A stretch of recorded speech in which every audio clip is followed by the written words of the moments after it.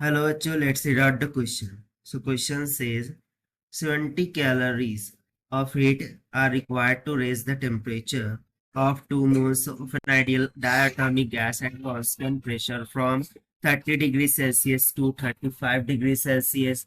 The amount of heat required in calories to raise the temperature of the same gas through the same range of 30 to 35 degrees Celsius at constant volume is.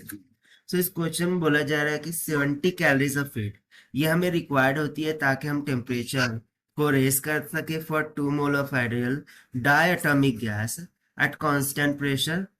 तो कहाँ से कहाँ तक? तो 30 से 35 degree Celsius तक।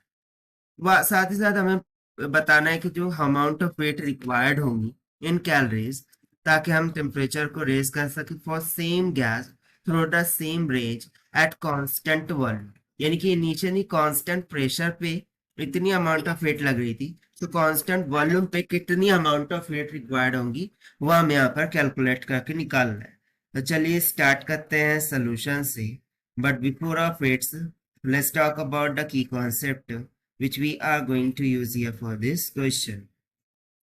So यहाँ पर हम simply जो amount of heat required है उसका formula use करेंगे to raise the temperature, and this can be given by the formula of del Q is equals to N into Cp into delta T, जहाँ पर N number of mole of gas है, Cp is specific heat at constant pressure, और delta T is used for change in temperature.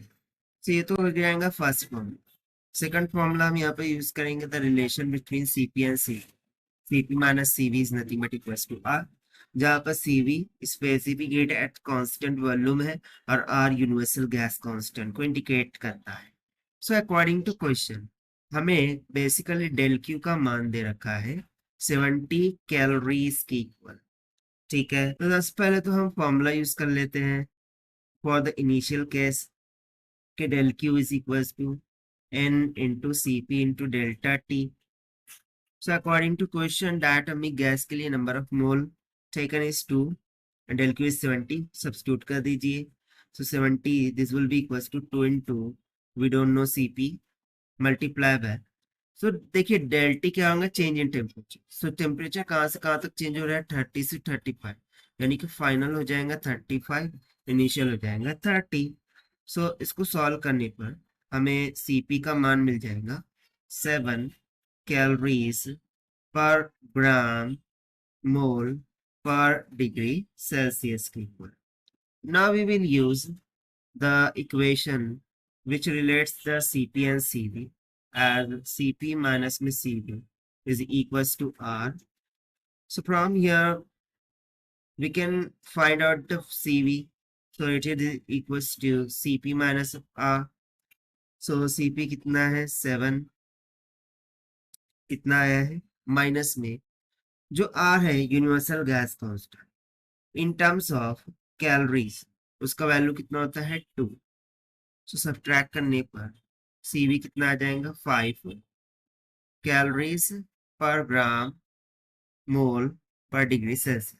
So do remember this, यहाँ पर R universal gas constant है, इसका value 8.314 होता है, बट वो kilo joules per calorie में होता है। यहाँ पर कैलोरीज में हम फाइंड आउट कर रहे हैं, इसीलिए उसका वैल्यू 2 लिया है।